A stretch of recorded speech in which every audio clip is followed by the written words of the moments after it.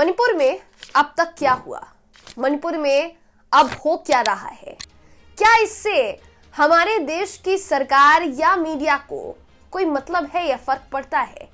जिस तरह से देश के एक राज्य को अलग थलग कर दिया गया है दोस्तों, उसके बाद इस बात का अंदाजा आप लगा सकते हैं, भली भांति लगा सकते हैं कि मणिपुर की क्या हालत हो गई होगी। 6 महीने, जी हाँ 6 महीने का वक्त बीत चुका है, मगर अभी तक साहब को फुर्सत नहीं मिल पाई है कि वो जाकर एक बार मणिपुर की तरफ निहार लें। साहब को इजराइल की फिक्र है, दूसरे देशों की फिक्र है। साहब को अपना कहीं ना कहीं नॉर्थ ईस्ट जो राज्य है वो दिखाई नहीं दे रहा है, जो बीते लगभग 6 महीने से हिंसा की आग में चल रहा है। साहब उसकी तरफ निहार नहीं पा रहे हैं। अब मणिपुर की जो हालत हो गई है वो सुनकर किसी के रोंगटे खड़े हो जाएंगे दोस्तों। एक सुंदर राज्य को किस तरह से तबाह कर दिया गया, आपको इस खबर में मैं बताऊंगी। नमस्कार, मेरा नाम है जयंती झा और आप देख रहे हैं देश नीति। देश नीति, केवल सच्ची और पक्की खबरें। मणिपुर ऐसा पहला राज्य बन चुका है जहां सिर्फ जिले ही नहीं बल्कि सरकारी दफ्तर भी 2 समुदायों में बंट चुके हैं। ये खबर है भास्कर की। जिस राज्य में लोगों ने नाजों से अपने घर बनाए होंगे दोस्तों, सपने देखे होंगे, जाहिर सी बात है मणिपुर के रहवासी जहां बड़े हुए होंगे, उन्हें अपने ही राज्य को छोड़ने पर मजबूर होना पड़ा। पूरी हिंसा के दौरान लगभग 50,000 लोग बेघर हो चुके हैं। 50,648 लोगों के घर उजड़ चुके हैं। पहले राज्य की हालत ऐसी थी कि जो 2 समुदाय हैं, मैतई और कुकी समुदाय, एक दूसरे से जो लड़ रहे हैं वो किसी वक्त में मिलजुल कर रहते थे, मगर अचानक कुछ ऐसा हुआ जिसने दोनों समुदायों के बीच एक खाई पैदा कर दी, एक दरार डाल दी। इस राज्य की आबादी 34.5 लाख की थी। 16 जिलों वाला राज्य जो है अब अलग थलग हो गया है। इम्फाल में 30,000 कुकी रहते थे, पहाड़ी जिलों में 40,000 मैतई समुदाय के लोग रहते थे, लेकिन इन सबके घर जमींदोज किए जा चुके हैं दोस्तों। हिंसा के बाद राज्य में 6,500 से ज्यादा FIR दर्ज की जा चुकी है।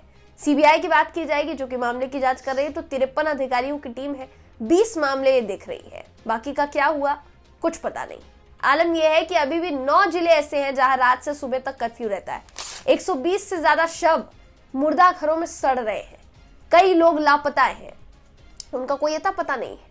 सप्लाई संकट ऐसा कि समझिए कुकी समुदाय के जो लोग हैं खाने पीने के लिए दूसरे राज्य मिजोरम पर निर्भर करते हैं। सरकारी कर्मचारी उस इलाके में तैनात है जहां उनके समुदाय का दबदबा ज्यादा है, ताकि उनकी जान को खतरा ना हो। अब सोचिए कि नॉर्थ ईस्ट का एक राज्य रह रह कर सुलग रहा है, लेकिन उसकी सुध लेने वाले सत्ताधीश जो है वो गायब है, उनका कोई इतना पता नहीं है। यही कारण है दोस्तों, मिजोरम के मुख्यमंत्री जोरमथंगा ने साफ साफ कहा था कि वो मोदी जी के साथ अपना मंच साझा नहीं करेंगे, और यही एक कारण हो सकता है कि मोदी जी ने बीते दिनों अपना मिजोरम का जो दौरा है उसको रद्द कर दिया था। प्रधानमंत्री मोदी जी की जगह मिजोरम जाने का जो प्लान है वो अमित शाह जी के जरिए आगे बढ़ाया गया। कहा गया कि अमित शाह जी जो है मिजोरम का दौरा करेंगे, लेकिन वहीं प्रधानमंत्री मोदी जी का दौरा होने वाला था, उस दौरे को रद्द कर दिया गया। जोरमथंगा का बयान सामने आया था। मिजोरम के जो मुख्यमंत्री हैं उन्होंने साफ सीधे तौर पर कहा था कि जिस तरीके से मणिपुर में बीजेपी चीजों को संभाल नहीं पाई और जिस तरह से सैकड़ों चर्च को आग के हवाले किया गया है, क्योंकि मिजोरम में जो आबादी है, आबादी के हिसाब से अगर आप देखेंगे तो ईसाई लोगों की आबादी ज्यादा है। अब उन लोगों की जो आबादी ज्यादा है दोस्तों, उसकी वजह से होगा ये, ऐसा जोरमथंगा ने खुद स्वीकार किया BBC को दिए इंटरव्यू में, कि अगर अभी इस वक्त वो बीजेपी के साथ थोड़ा भी तालमेल बैठाते हैं तो उससे कहीं ना कहीं हमारा नुकसान होगा। इसलिए बीजेपी के साथ कोई मंच हमें साझा नहीं करना। प्रधानमंत्री मोदी आए, अगर आएंगे तो अपना अलग मंच पर वो संबोधन करें, जैसे करना है उनको। मैं अपना अलग मंच पर संबोधन करूंगा, मेरे लिए भी वो सही होगा और बीजेपी के लिए भी वो सही होगा। अब आप इस बात को सोचिए कि मणिपुर की जनता ने कितने सोच समझकर प्रधानमंत्री मोदी जी की बातों पर विश्वास किया होगा और बीजेपी को जिताकर मणिपुर की जनता लेकर आई।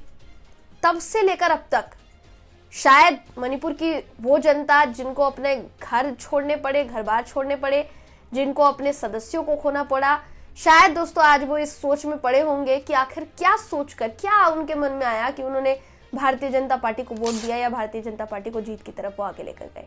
अभी इस वक्त राज्य में एक भी भारतीय जनता पार्टी का ऐसा नेता नहीं है जो वहां जाकर लोगों की सुध ले सके कि आखिर वो किस हालत में रह रहे हैं, किन हालातों में वो रह रहे हैं, किन हालातों का वो सामना कर रहे हैं। दूसरे लोगों को, दूसरे पार्टी के लोगों को वहां जाने नहीं दिया जाता। आपको ये याद होगा जब राहुल गांधी मणिपुर का दौरा करने के लिए गए थे तो उनको किस तरीके से बार बार रोका गया था, अंदर जाने नहीं दिया गया था। हालांकि वो कई जो दूसरे लोग थे जो कि कैंप्स में रहने के लिए मजबूर थे या जिनको सुरक्षा के लिए दूसरी जगह पर लेकर जाया गया था, किसी तरीके से राहुल गांधी वहां पहुंचे थे और लोगों से उनकी परेशानी जानने की कोशिश उन्होंने की थी। वहां के लोगों की जो पीड़ा थी, राहुल गांधी से जिस तरीके से गले लगकर वहां की महिलाएं रो रही थी, वहां जो बच्चियां हैं वो रो रही थी दोस्तों, उसको देखने के बाद कोई भी भावुक हो सकता था। लेकिन हैरानी होगी आपको ये जानकर कि हमारे देश की सत्ताधीन पार्टी का जो कलेजा है वो बिल्कुल पत्थर का है और इतना ज्यादा पथरीला है कि वो पिघलने का नाम ही नहीं लिया। 6 महीने का वक्त बीत चुका है, मणिपुर का म भी जुबान पर नहीं आया है साहिब के। तब से लेकर अब तक महिलाओं के साथ जो हुआ मणिपुर में, उनके आबरू के साथ जो खिलवाड़ किया गया, प्रधानमंत्री मोदी लास्ट तभी बोले होंगे और संसद में जब उनके ऊपर दबाव बनाया गया था तो भी वो बोले मणिपुर पर। लेकिन क्या बोले थे ये आपको अच्छी तरीके से याद होगा, याद नहीं तो याद दिलाना चाहूंगी। प्रधानमंत्री मोदी ने कांग्रेस सरकार को इसका दोषी बताया था और बीती पिछली सरकारों को इसका दोषी बताया था कि हमारी वजह से नहीं हुआ है, जो हुआ है पिछली सरकारों की वजह से हुआ है। तो हम तो उसको ठीक करने की कोशिश कहीं ना कहीं कर रहे हैं। अब आप इस बात को समझिए, अब आप इस बात को सोचिए कि प्रधानमंत्री नरेंद्र मोदी जी अभी तक अपने देश के राज्य में हालातों को नहीं संभाल पा रहे हैं, लेकिन वहीं दूसरी तरफ प्रधानमंत्री मोदी के लिए कहा जाता है कि दूसरे जो देश है, जो दुनिया भर में हो रहा है, वो प्रधानमंत्री मोदी की हरी झंडी का इंतजार कर रहे हैं कि कब वो कहेंगे और कब युद्ध रुक जाएगा। जैसे यूक्रेन और रशिया का युद्ध रुकवा दिया था मोदी जी ने, उसी तरीके से इजराइल और हमास का युद्ध भी एक झटके में मोदी जी रुकवा सकते हैं। लेकिन मणिपुर में जो जारी हिंसा है उसको रुकवाने के लिए मोदी जी के पास कोई प्लान नहीं है, न उनकी सरकार के पास, न उनके पास। ऐसे हालात के बाद क्या वाकई में नॉर्थ ईस्ट का कोई भी राज्य भारतीय जनता पार्टी को स्वीकार करेगा? दोस्तों, इस पूरी रिपोर्ट पर, इस पूरी खबर पर आप क्या सोचते हैं, आपकी क्या राय है, कमेंट करके जरूर बताइएगा। वीडियो अगर आपको पसंद आया हो तो वीडियो को लाइक कीजिए, शेयर कीजिए, चैनल को सब्सक्राइब करना बिल्कुल भी ना भूलें।